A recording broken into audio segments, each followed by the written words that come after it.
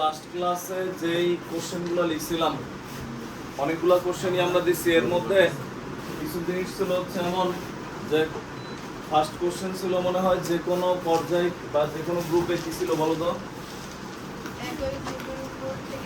নিচে নামলে আয়নীকরণ শক্তির মান হ্রাস পায় কেন।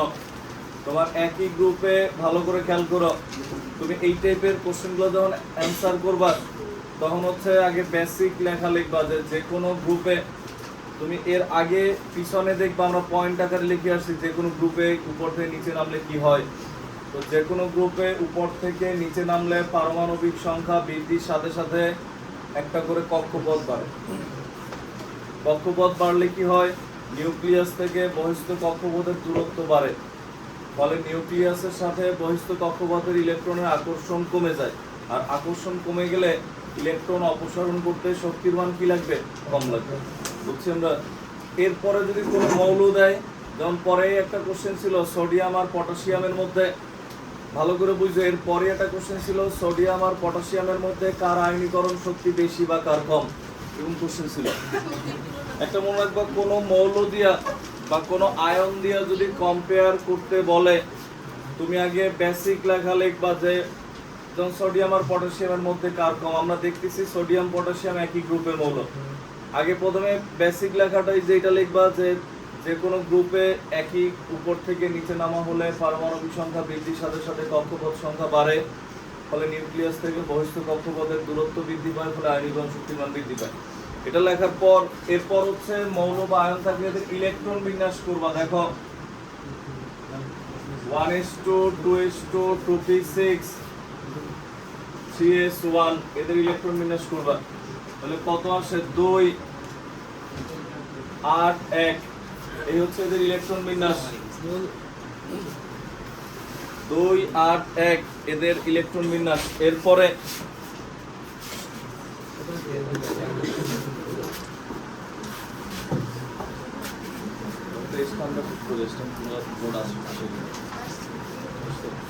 দেখো আমরা এটা লেখার পর এরপরে হচ্ছে দেখলাম পটাশিয়াম। দেখো 19 1s2 2s2 2p6 3s2 3p6 4s1 কত, 2 8 8 1। আমরা এটা লেখার পর এখানে কক্ষপথ কয়টা, 3টা, এখানে কক্ষপথ কয়টা, 4টা। তো তার মানে কি এর আকার বড় হয়, এর শেষ কক্ষপথের ইলেকট্রনের সাথে নিউক্লিয়াসের আকর্ষণ কম, ফলে আয়নীকরণ শক্তির মান কি হবে, বুঝছেন না? ব্যাখ্যার সিস্টেম বোঝা গেছে।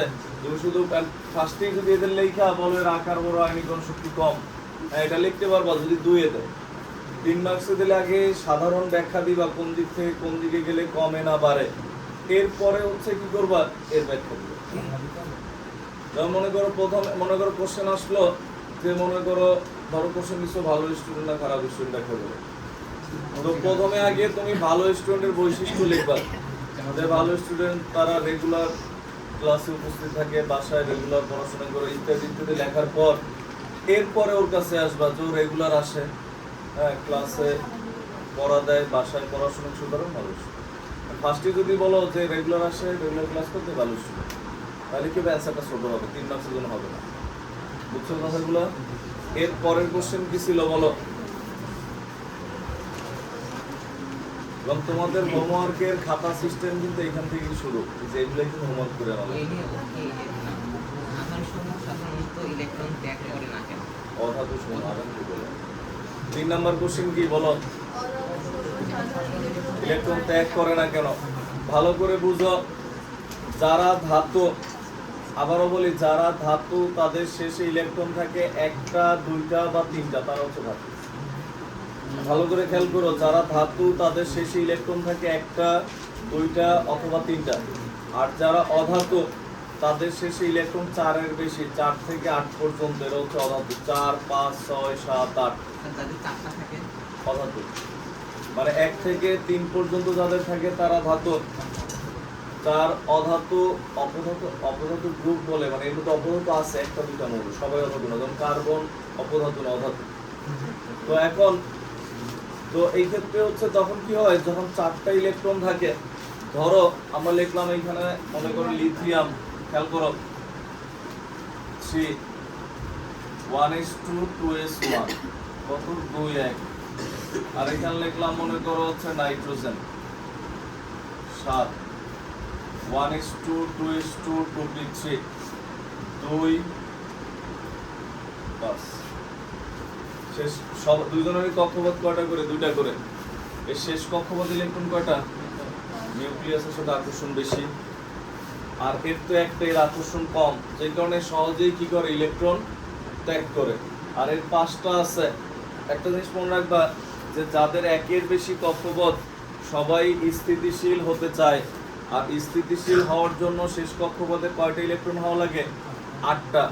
8টা হলে নিকটস্থ নিষ্ক্রিয় গ্যাসের কাঠামো লাভ করে, ফলে তারা অনেকটাই স্থিতিশীল হয়। সবাই স্থিতিশীল অবস্থায় থাকতে চায়, তুমিও চাও। কিরকম? যখন দেখবা বাসা ভাড়া নেয় থাকার জন্য, সবাই ভালো দেখে একটা বাসা নেয়, ভালো বাসা নেয়, হ্যাঁ? তো এখন এই ভালো দেখে বাসা নেয় কেন? যাতে ওইখানে অনেকদিন স্থিতিশীল অবস্থায় থাকতে পারে। এমন না যে বাসা চেঞ্জ করার সময় বাসা দেখে এমন ভাবে নিচ্ছে যে 1 মাস থাকি, পরের মাস আবার, পরের মাস আবার। এরকম কেউ করতে চায় না। মৌলগুলোও এরকম করতে চায় না, তারা স্থিতিশীল অবস্থায় থাকতে চায়। তো স্থিতিশীল অবস্থা হওয়ার জন্য এরা আদর্শ হিসাবে নিষ্ক্রিয় গ্যাসগুলোকে ধরে নেয়, কারণ এদের ইলেকট্রন ত্যাগও করা লাগে না, গ্রহণও করা লাগে না, কাউরে দেয়ও না, গ্রহণও করে না, কোনো বিক্রিয়াও করে না। এই কারণেই এরা নিষ্ক্রিয়, বুঝছি আমরা। কারণ এদের শেষ কক্ষপথে 8টা থাকে, ইলেকট্রন এর আকর্ষণ সবচেয়ে বেশি নিউক্লিয়াসের সাথে, যে কারণে এরা কি? স্থিতিশীল, বুঝছি আমরা। তো এখন এই ক্ষেত্রে হচ্ছে আমাদের যেটা হয় 1:2:2:3 মনে করে 2 5, আর এখানে একটা, তার মানে এখানে কি নিউক্লিয়াসের সাথে আকর্ষণ বেশি না? আকর্ষণ বেশি হয়। স্থিতিশীলতা অর্জনের পদ্ধতি আছে কয়েকটা। কেউ কেউ ইলেকট্রন দান করে স্থিতিশীল হয়, কেউ কেউ গ্রহণ করে স্থিতিশীল হয়, কেউ কেউ শেয়ার করে, যার জন্য যেটা সুবিধাজনক। যার বাসা মনে করো ছুটি হওয়ার পর এইদিকে ইব্রাহিম কোর্সের ভিতর দিকে চলে গেছে, আর যার বাসা তোমার নেভি কলোনির দিকে সে সামনে দিয়ে গেছে, যার যেদিক থেকে কাছে হয়। তো এর দান করার চেয়ে গ্রহণ করা বা ত্যাগ বা শেয়ার করা সুবিধাজনক।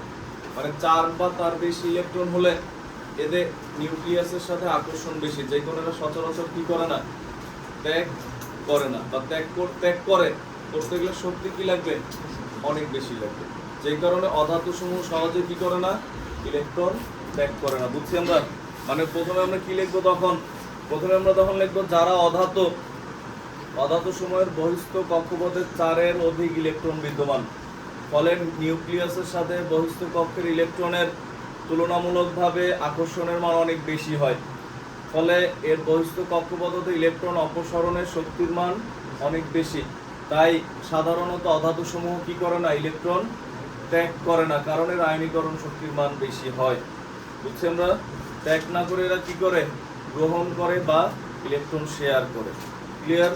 যদি কখনো তুমি বাসায় এগুলো অ্যান্সার করার সময় ভুলে যাও, হোমওয়ার্ক তো করে আনবা, তখন ভিডিও অন্তরে আবার শুনবা, শুনে এরপর বুঝা লিখবা। ক্লিয়ার? বাট লেখা না লাগবে, যে বললো ভুলে গেছি, তাহলে ভিডিওর পুরোটা উঠে নিয়ে আসবো। দেখো এরপরে হচ্ছে পরের কোশ্চেন কি ছিল? নিষ্ক্রিয় গ্যাস নিষ্ক্রিয় কেন? Same answer. কারণ কি, তুমি যদি একটা নিষ্ক্রিয় গ্যাস লেখো, দেখো আগে বুঝো নিয়ন কত? 10 1:2:2:6 2:8। নিয়নের শেষ কক্ষপথে ইলেকট্রন কত? 8টা না? 8টা ইলেকট্রন থাকা, 8-এর বেশি তো শেষ কক্ষপথে থাকা পসিবল না। সর্বোচ্চ কয়টা থাকে শেষ কক্ষপথে? 8টা। তো 8টা ইলেকট্রন থাকায় নিষ্ক্রিয় গ্যাসের ক্ষেত্রে বা নিয়নের ক্ষেত্রে নিউক্লিয়াসের সাথে বহিস্থ কক্ষপথের ইলেকট্রনের আকর্ষণ কি? সবচেয়ে বেশি। ফলে এরা সচরাচর কি করে না? ইলেকট্রন ত্যাগ করে না। কারণ এদেরও ত্যাগ করানো যাবে না এমন না। যেমন মনে করো তুমি সাধারণত কোনোদিনই তোমার কমার্সের বই পড়তে দেখা যায় না। কেউ যদি আইসা তোমার মাথায় বন্দুক করে বলে কমার্সের বই পড়ার গুলি করলাম, তখন তুমি দেখা যাবে লেখা পড়া শুরু করে। কারণ কি? তোমার বাধ্য করা হচ্ছে। এইখানেও যদি এরকম বাধ্য করা হয়, মানে অতিরিক্ত তাপ লাগে, কারণ এদের আকর্ষণ এতটাই বেশি, ইলেকট্রন ত্যাগের শক্তির মান অনেক বেশি প্রয়োজন, যে কারণে এরা সচরাচর ইলেকট্রন ত্যাগ করে না। এদের গ্রহণও দরকার হয় না, কারণ এরা অলরেডি স্থিতিশীল আছে। এই কারণে এরা কোনো বিক্রিয়ায় সাধারণত কি করে না? অংশগ্রহণ করে না, তো এদেরকে নিষ্ক্রিয় গ্যাস সমূহ নিষ্ক্রিয় হয়। ক্লিয়ার? নেক্সট, এরপরে কি বলো? সাধারণত Na+ গঠিত হলো Na2+। এটা অনেক ইম্পর্টেন্ট কোশ্চেন, এর পাশে স্টার চিহ্ন দিয়ে রাখো। সাধারণত কি বুঝছো? সাধারণত Na+ গঠিত হলেও এগুলো উঠানো লাগবে না, দেখো এগুলো কিছু উঠানো লাগবে না, খেয়াল করো। সাধারণত Na+ গঠিত হলেও খেয়াল করো Na2+ গঠিত হয় না কেন? আমরা সোডিয়ামের ইলেকট্রন বিন্যাস লিখছি কত? 2 8 1। একটা জিনিস মনে রাখবা, কোন মৌল যদি একাধিক ইলেকট্রন ত্যাগ করে, প্রথমটা ত্যাগ করতে যেই শক্তি লাগে ওইটাকে বলা হয় প্রথম আয়নীকরণ শক্তি, দ্বিতীয়টা ত্যাগ করতে যেই শক্তি লাগে সেটা হচ্ছে দ্বিতীয় আয়নীকরণ শক্তি, আর তৃতীয়টার যে জন্য শক্তি মানে যততম ইলেকট্রন তততম আয়নীকরণ শক্তি। তো দেখো এই সোডিয়ামের 281 ভালো করে বুঝে এইটা পরে উঠায় নাম্বার দিয়ে, যত নাম্বার ছিল। একটা ইলেকট্রন ত্যাগ করছে, এই একটা ইলেকট্রন নিউক্লিয়াসের সাথে আকর্ষণ ছিল না? ছিল, হয়তোবা কম ছিল, বাট আকর্ষণ আছে, বাট কি কম। তো তখন একটা ইলেকট্রন ত্যাগ করে Na+ আয়নে পরিণত হয় 28। সোডিয়াম একটা ইলেকট্রন ত্যাগ করে Na+ আয়নে পরিণত হয়েছে 28। তো এই প্রথম ইলেকট্রন ত্যাগ করতে যে শক্তি, সেই শক্তিটাকে কি বলা হয়? প্রথম আয়নীকরণ শক্তি। এবং এটার মান কত? দেখো এই ধরো Ip1 প্লাস 494 কিলো জুল। হ্যাঁ হ্যাঁ লিখো। দেখো এটা হচ্ছে প্রথম আয়নীকরণ শক্তির মান, প্রথম ইলেকট্রন সরাতে এই পরিমাণ শক্তির প্রয়োজন হয়েছে। এখন তোমার কৌতূহল, কারণ তোমার বলা হয়েছে আর এখান থেকে ইলেকট্রন কি হয় না, ত্যাগ করতে গেলে অনেক শক্তি লাগে। তো তোমাদের কোনো কিছু না করলে তোমাদের পেটে কৌতূহল বেশি, তাহলে আরেকটা সরাই দেখি কি পরিমাণ শক্তি লাগে। হ্যাঁ, তো দেখো, তো এই ক্ষেত্রে এটা কি ছিল? Na+। এই Na+ থেকে আরেকটা সরাইতে চাইতেছে এবার নাকি? শেষ কক্ষপথে কয়টা থেকে? 8টা। 8টা ইলেকট্রন নিউক্লিয়াসের সাথে আকর্ষণে যুক্ত, নিষ্ক্রিয় গ্যাসের মতো না। কার মতো? সে নিয়নের মতো না। এখন Na+, এটা সোডিয়াম, আর Na+ কার মতো? নিয়নের মতো। তখন হচ্ছে এই একটা ইলেকট্রন ত্যাগ করে, করা যাবে না তা না, করা যাবে। দেখো তখন হচ্ছে Ip2 2 নাম্বারটা সরানোর জন্য যে শক্তি লাগে, সেই শক্তির মান হচ্ছে প্লাস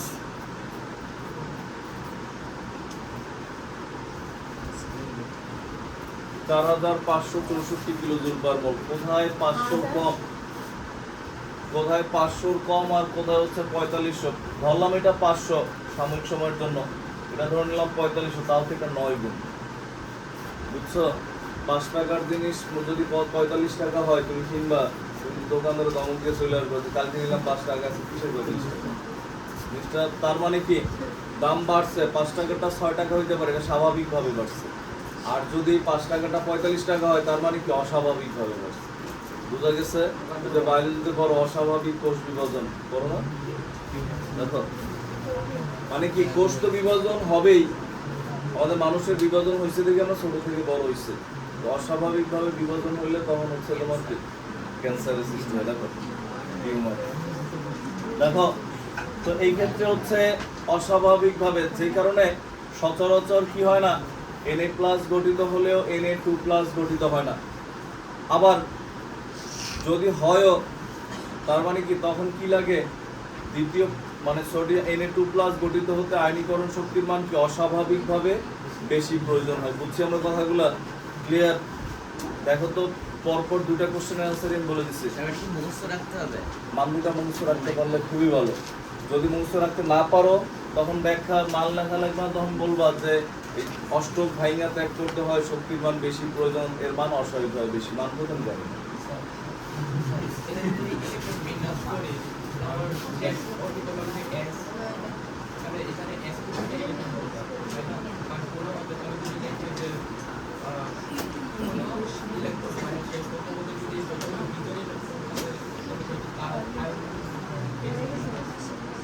এটা লিখলে তোমার আসলে তুমি লিখেছি কিছু বলছি, মনে লিখতে লিখেছি সেভাবে লিখবো না, লিখলে হবে। লিখছো এটা উঠাও, এটার নাম্বার দিয়ে উঠাও। এটা কত নম্বর ছিল?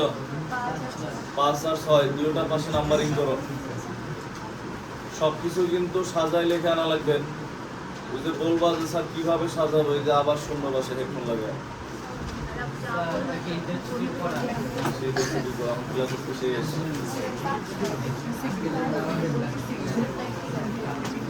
তোমাদের অন্য কোনো স্যার ছুটি দেয় না আমি জানি।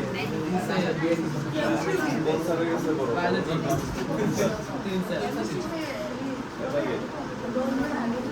ঠিক আছে, কাল তো কিছু করো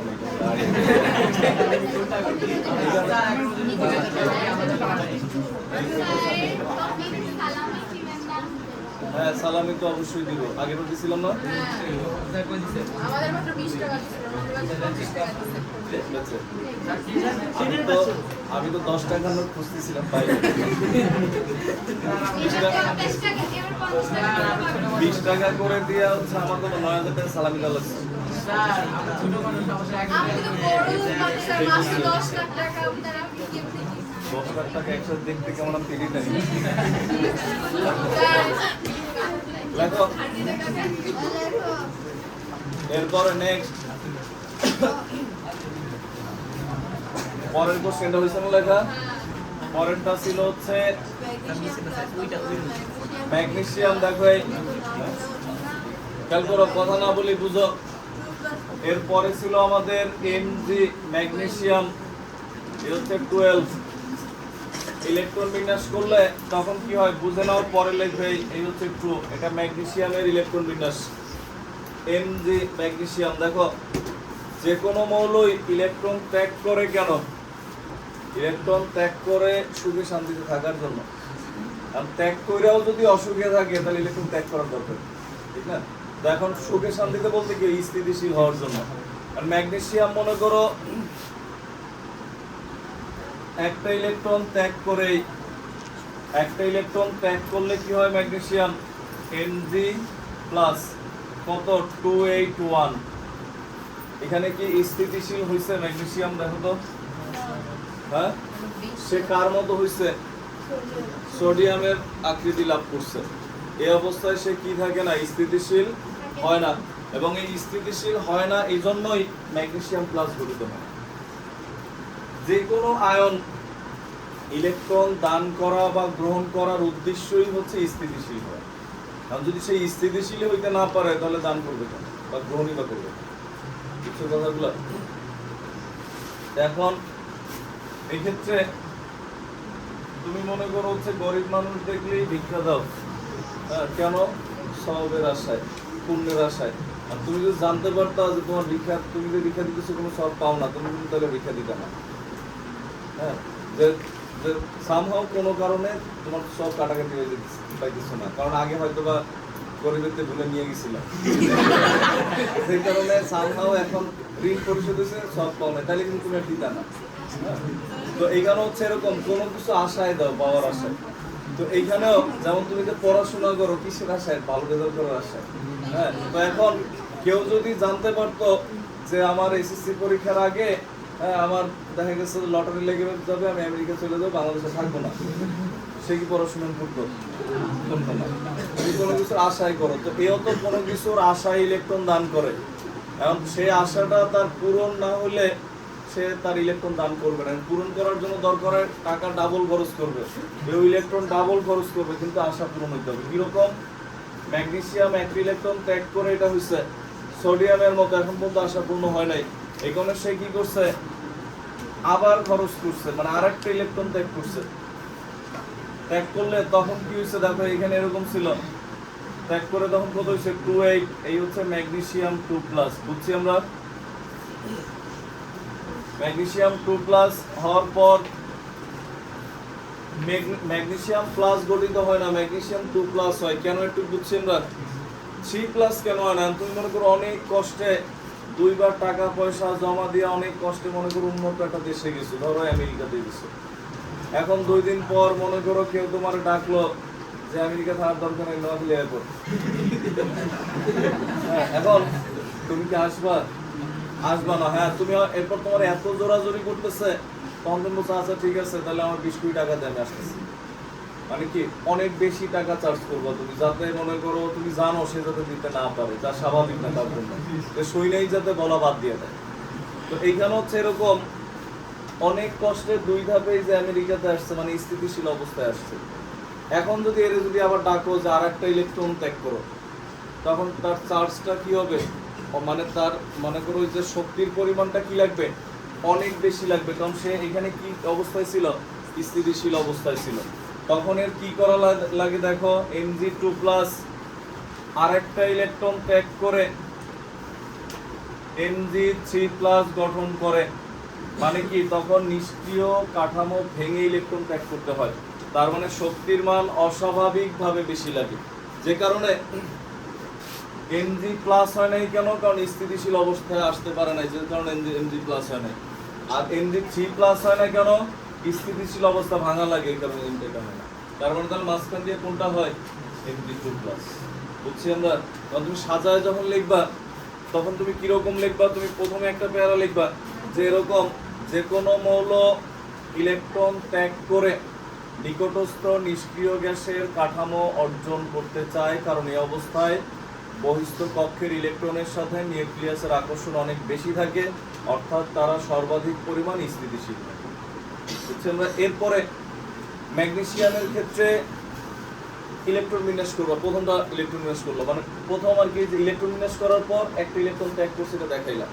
এরপর নিচে এটা ব্যাখ্যা দিবা যে প্রথম ইলেকট্রনটি ত্যাগ করে ম্যাগনেসিয়াম ধাতু Mg+ আয়নে পরিণত হয়, এই অবস্থায় সে সোডিয়ামের কাঠামো লাভ করে এবং স্থিতিশীল অবস্থা অর্জন করতে পারে না, তাই Mg+ গঠিত হয়। ক্লিয়ার? এরপরে হচ্ছে আবার এই ইলেকট্রন বিন্যাস করবা, এরপর লিখবা Mg+ দ্বিতীয় ইলেকট্রন ত্যাগ করে Mg2+ আয়নে পরিণত হয়, এই অবস্থায় সে নিকটস্থ নিষ্ক্রিয় গ্যাস নিয়নের কাঠামো লাভ করে, ফলে সর্বাধিক পরিমাণ স্থিতিশীলতা অর্জন করে। বুঝছি আমরা? যে কারণে Mg2+ গঠিত হয়। কিন্তু এরপর হচ্ছে এটা লিখবা যে ম্যাগনেসিয়াম 2+ হতে আরেকটি ইলেকট্রন অপসারণ করে Mg3+ আয়নে পরিণত করতে হলে ম্যাগনেসিয়াম 2+ এর স্থিতিশীল কাঠামো ভেঙে ইলেকট্রন ত্যাগ করতে হয়, যার জন্য তুলনামূলকভাবে অনেক বেশি শক্তির প্রয়োজন হয়, তাই সচরাচর Mg3+ গঠিত হয় না। তাই আমরা বলতে পারি Mg+ এবং Mg3+ গঠিত না হলেও Mg2+ গঠিত হয়। ক্লিয়ার? তুমি যদি এরপরও সাজায় লিখতে না পারো, এটা শুনে এরপর লিখবা, বাট লেখা না লাগবে, এই কারণে আমি একদম সাজায় বলে দিচ্ছি। আমি বলতে পারো স্যার এইখানে বলেন লিখি, তার সময় যাবে অনেক, যেহেতু আমাদের স্কোপ আছে, আর সারাদিন যদি মোবাইল নিয়েই থাকো তাহলে একটু ভালো কাজ করো। দেখো দেখো কোনটা ভালো কাজ করছি জীবনে, খারাপ করে বলতেছি। এরপর দেখো নেক্সট পরের কোশ্চেন ছিল অ্যালুমিনিয়াম নাকি? তো এখন অ্যালুমিনিয়ামের কি ছিল, প্রথম দ্বিতীয়, খেয়াল করো, অ্যালুমিনিয়ামের প্রথম দ্বিতীয় এবং তৃতীয় আয়নীকরণ শক্তির মধ্যে তুলনা করতে বলছে, এটাই তো ছিল কোশ্চেন। তো ভালো করে বুঝো, খেয়াল করে, এই হচ্ছে কথা না বলি, দেখো আমার লেখা কম, তো ভালো করে দেখো। অ্যালুমিনিয়াম এই হচ্ছে 3, একটা ইলেকট্রন ত্যাগ করছে, তখন কি হয়েছে, অ্যালুমিনিয়াম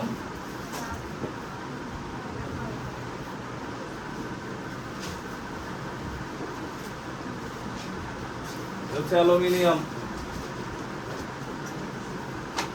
তো একটা ইলেকট্রন ত্যাগ করে অ্যালুমিনিয়াম প্লাস হইছে, মানে এটা হইছে 3টা ছিল 2টা হইছে।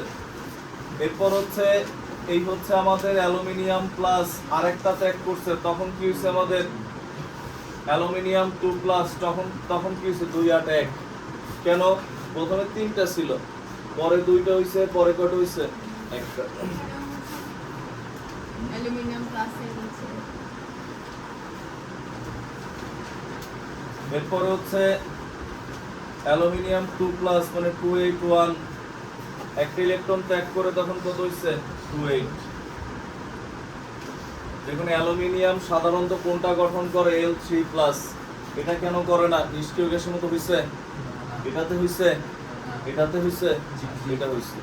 তো তার মানে অ্যালুমিনিয়াম প্লাস বা অ্যালুমিনিয়াম 2+ হয় না, সবসময় কি হয়, অ্যালুমিনিয়াম 3+। এখন আমাদের এখানে কোশ্চেন ছিল, আগে বুঝানো পরে লিখো। আমাদের কোশ্চেন ছিল হচ্ছে অ্যালুমিনিয়াম হচ্ছে এর প্রথম, দ্বিতীয়, তৃতীয় আয়নীকরণ শক্তির মধ্যে তুলনা করো। মানে প্রথমটা সরাতে শক্তি বেশি লাগবে না, দ্বিতীয় না তৃতীয়, আমরা দেখি। এই হচ্ছে অ্যালুমিনিয়াম, প্রথমটা তো তুমি অ্যালুমিনিয়াম থেকে সরাইছো নাকি? পরেরটা সরাইছো কি থেকে? অ্যালুমিনিয়াম থেকে না অ্যালুমিনিয়াম প্লাস থেকে? অ্যালুমিনিয়াম প্লাস থেকে সরাইছো পরেরটা। আর এর পরেরটা সরাইছো কোন জায়গা থেকে? অ্যালুমিনিয়াম 2+ থেকে সরাইছো। তার মানে এটা থেকে সরাইতে যে শক্তি, এটা প্রথম আয়নীকরণ শক্তি। এটা থেকে সরাইতে যে শক্তি, এটা দ্বিতীয়। এটা থেকে যে শক্তি, এটা কি তৃতীয়। তো এক্ষেত্রে কি হয় দেখো, গরু ভাও তার এক মনে হয় যে কোরবানি গরু ভাড়া দিচ্ছে। দেখো এখন এইখানে দেখো, এটার জন্য প্রোটন সংখ্যা 13, এটার জন্য প্রোটন সংখ্যা 13, এটার জন্য প্রোটন সংখ্যা 13।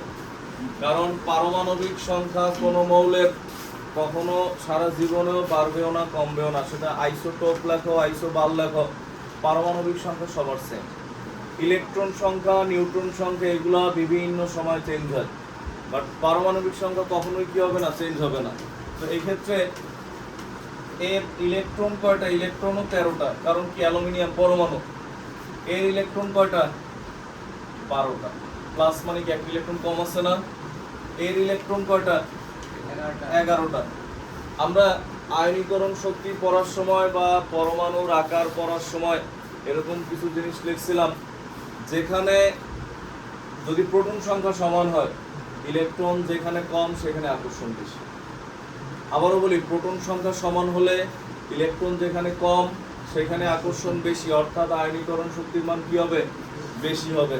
তো এইখানে দেখো, প্রোটন সংখ্যা সমান, ইলেকট্রন কম, তার মানে এখানে কি বেশি? আকর্ষণ বেশি। আর আকর্ষণ বেশি হওয়া মানে এটার কি বেশি? তাহলে আয়নীকরণ শক্তি বেশি। আকর্ষণ বেশি হওয়া মানে এর কি বেশি হবে? আয়নীকরণ শক্তির মান বেশি হবে। বুঝছি আমরা কথাগুলো? আর এখানে আকর্ষণ কম কোন জায়গায় বলো তো? এটাতে আকর্ষণ কম, ফলে আয়নীকরণ শক্তি কম। বুঝছি আমরা? তো এখন তুমি এটার এগুলো তো উঠে রেখো পরে, বাট আগে খেয়াল করো, তুমি এটার অ্যান্সার যখন দিবা কিভাবে লিখবা।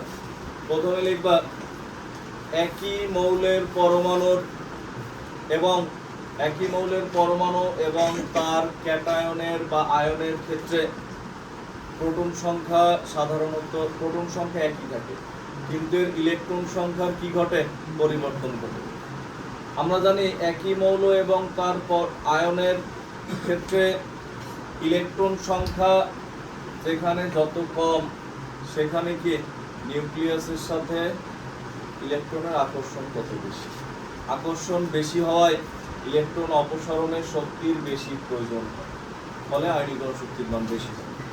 নর্মাল লেখাটা আগে লিখে নিবা, মানে কোন থিওরির উপর ভিত্তি করে আমরা ব্যাখ্যা। এরপরে হচ্ছে অ্যালুমিনিয়ামের প্রথম, দ্বিতীয়, তৃতীয় ইলেকট্রন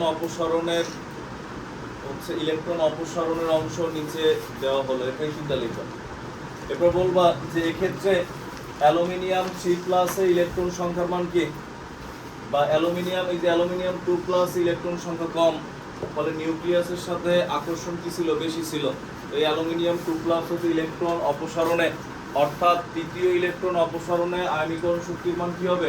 বেশি হবে, এবং প্রথম ইলেকট্রন অপসারণে কম হবে। তাই এদের ইলেকট্রন আসক্তির উচ্চক্রম মানে কি? ক্রমান্বয়ে বড়। নিম্নক্রম মানে কি? ক্রমান্বয়ে কি? ছোট। এদের উচ্চক্রম যদি আমরা লিখি, তার মানে কি? ছোট থেকে বড়। তখন কি লিখবো? Aluminium less than aluminium plus less than aluminium 2+। মানে অ্যালুমিনিয়াম 2+ হতে বা 3 নাম্বার ইলেকট্রন সরাতে শক্তি কি? সর্বাধিক লাগে। বুঝছি আমরা কথাগুলো? তুমি একটু হিন্টস উঠায় নিতে পারো, বিক্রিয়াগুলো উঠায় নাও। মানে ইলেকট্রন বিন্যাস করো, এতটুকু উঠাও, একটুকু উঠাও। কারণ কি, এটা তো তোমার নোট খাতা, হোমওয়ার্ক আর এই খাতায় করবা না। হোমওয়ার্কের খাতা আগামী ক্লাসে আমি যদি শুনি যে বলছো স্যার আমি পারি নাই, বইলা গেলে মনে করো ব্যবস্থা আছে, মনে রাখানোর কোরামিনের ব্যবস্থা আছে। দেখো যে কেউ যদি বলো পারি নাই, তাহলে তার জন্য আরো কাজ আছে। তাইলে এই চ্যাপ্টারে পর্যন্ত যা পড়ছি সব 10 বার লেখানবা। এই চ্যাপ্টারে সব 10 বার, ওই 10 বার লেখার কথা মনে পড়লে হোমওয়ার্ক করবা।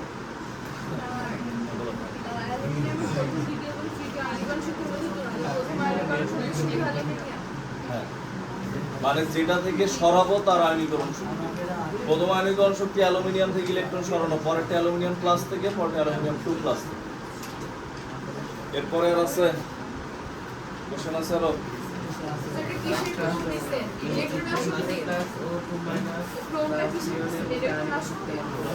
আয়নীকরণ শক্তি যেটা পড়তেছি, এটা হচ্ছে অ্যালুমিনিয়ামের আয়নীকরণ শক্তির উচ্চক্রম। অ্যালুমিনিয়ামের আয়নীকরণ শক্তির উচ্চক্রম বুঝছো? তোমরা যে স্কুলের পরীক্ষায় খারাপ করছো, আমি কিন্তু তোমাদের জিম্মাদার হয়ে বলছি যে আগের বার ভালো হবে, যে আপনারা আমার উপর আস্থা রাখবেন। এখন তোমরা যদি আবার যায় মনে করো লাইসা দাও, তাহলে কি হইলো? এরপর যখন গার্জিয়ানরা বলবে স্যার আপনি তো আস্থা রাখতে বলছেন, দেখেন এবার তো আগের বার তো তাও মোটামুটি ছিল, এবার তো আগের বার পয়সা ছিল, এবার কোনো শুয়ে পড়ছে, রেজাল্ট শুয়ে গেছে, তো তখন কি হবে বলো? এই কারণে অন্ততপক্ষে আমার মান সম্মানের দিকে তাকালে একটু পড়বে। কারণ কি জানো? কারণ আমরা স্যাররা কোন স্যার কত ভালো পড়ায় বা খারাপ পড়ায় এটা ম্যাটার না, ম্যাটার করছে তোমার রেজাল্ট। তাই গেছে আমি কিছুই পড়াইলাম না, ধরো প্রতিদিন আসলা গল্প করলা চলে গেল, রেজাল্ট ভালো হয়েছে, কোনো সমস্যা নাই। আমি পড়াইতে পড়াইতে সরে যাই গেলাম, কিন্তু পরীক্ষা হলে কিছুই লিখতে পারো না, এই পড়ানোর দাম নেই। এটা মাথায় রেখে সবকিছু স্যারদের উপর দিয়ে চালাই দিতে হবে না, এমন না যে কিছু নম্বর পাওয়া যায় না। এমন স্যার কোশ্চেন করতে দেখা যে আমি স্যার 20-এ পাস করেছি, হয়তো বা তুমি 20-এ 20 না পাও, 20-এ 15-16 পাওয়া যায়, 14 পাওয়া যায়, 12 পাওয়া যায়। দেখো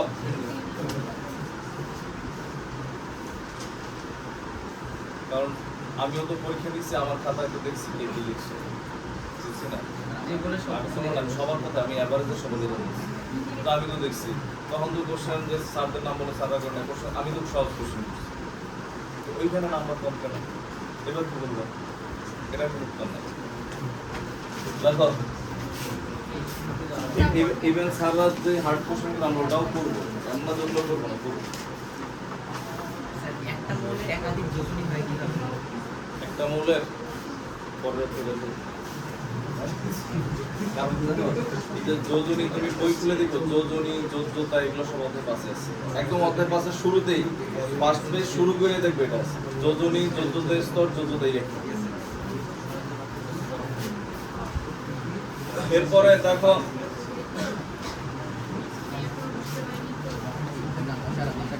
খেয়াল করো এটার নিচে, এরপরে আমাদের কি আছে দেখো খেয়াল করো, পরের কোশ্চেন ছিল হচ্ছে কি কি Mg2 প্লাস O2 মাইনাস আর নিয়ন লাগবে না। দেখো এই তিন জনের মধ্যে আয়নীকরণ শক্তির তুলনা করতে বলছে।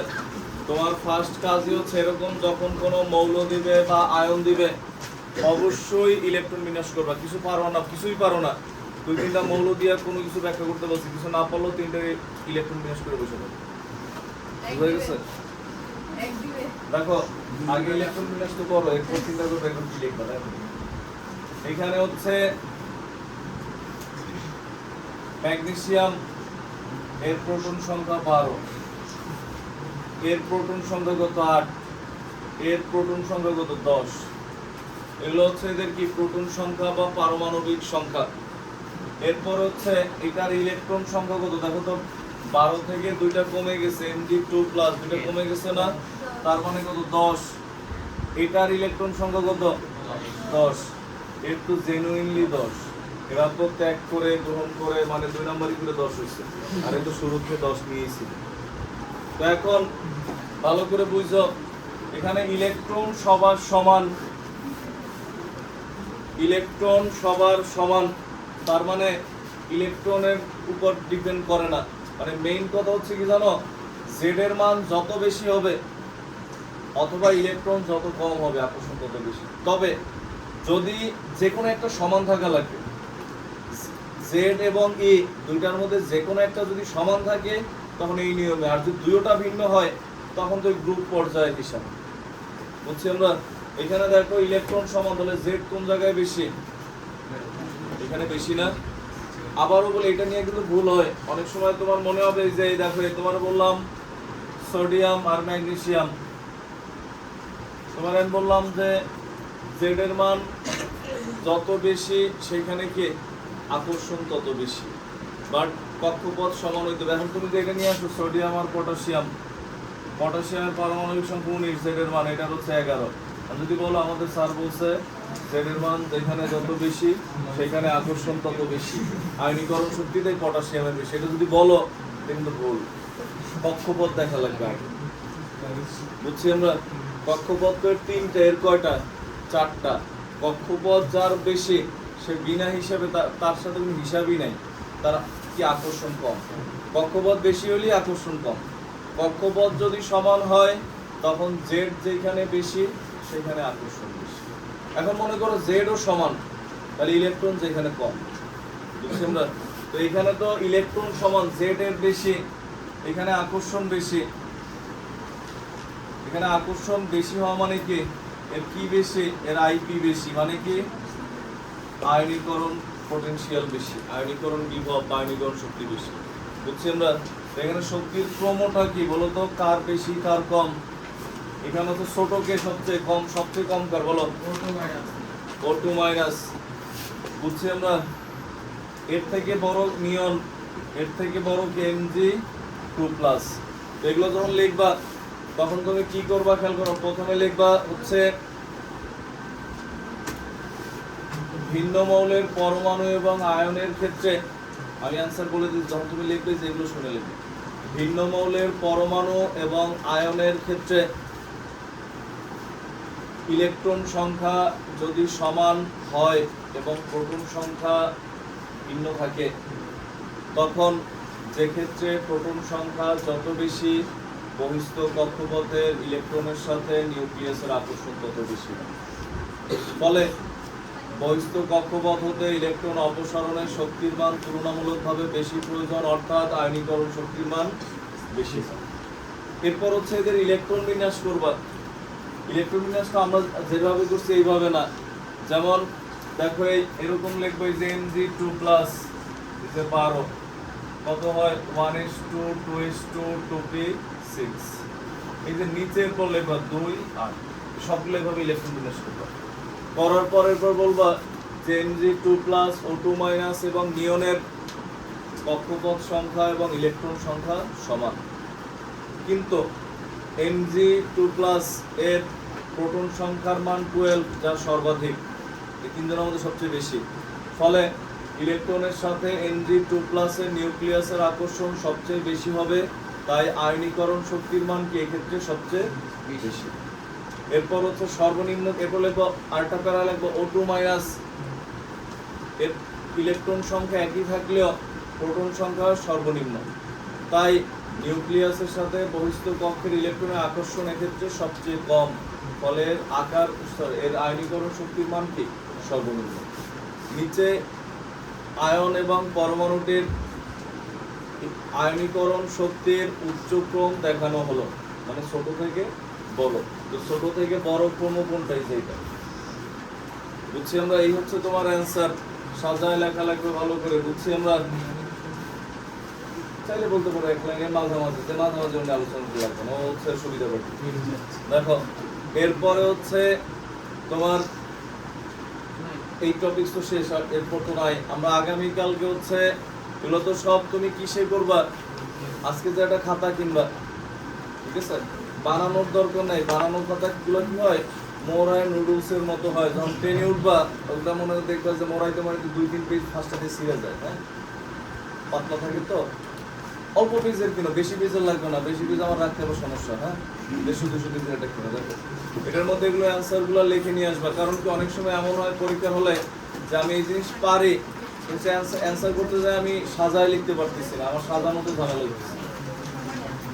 আর আগামী ক্লাসে তুমি হেডলাইন দিয়ে রাখো তোমার খাতায়, হেডলাইন দিয়ে রাখো ইলেকট্রন আসক্তি। হ্যাঁ।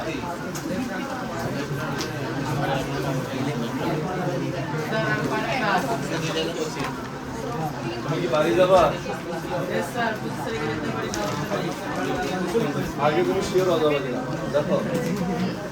ইলেকট্রন আসক্তি,